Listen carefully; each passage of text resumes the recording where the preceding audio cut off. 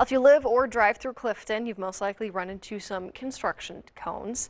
Design work on the Clifton Corridor started back in 2021, and crews have been steadily building out improvements along 32.5 road ever since. But the work is far from over. Reporter Spence Breed has more on what the future of this project looks like. Across the railroad tracks and south, that has always had a high volume of travel through there. It was always identified as needing those improvements because of that existing traffic. Construction on the north side of the corridor, from the Maverick gas station down to the railroad tracks, was finished in 2023.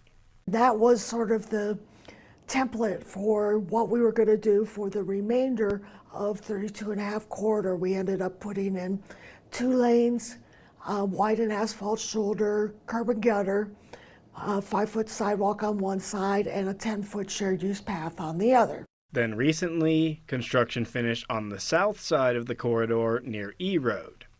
We put in that roundabout at E Road, and then we widened and reconstructed the bridge over the canal north of E Road.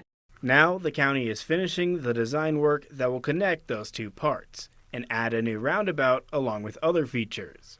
But before that happens, the county needs to acquire some property in the area from local landowners. There's some areas where it was more of what's called prescriptive use, that we were allowed to use it, but you couldn't widen out with sidewalks and curb and gutter. And then there's other areas where we need temporary construction easements in order to construct these improvements. And county officials say the estimated $12 million investment in the project will help the neighborhoods, as well as Rocky Mountain Elementary and the Clifton Community Campus, by helping with safety, traffic flow, and connectivity.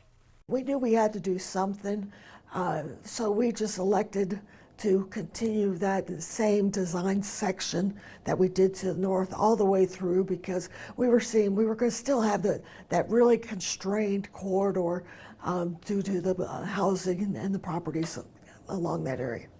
The county plans to start construction on this next section of the project in late May or June, with it going through the winter. I'm Spence Breed reporting. The county has plans as well for another project in the area on E Road.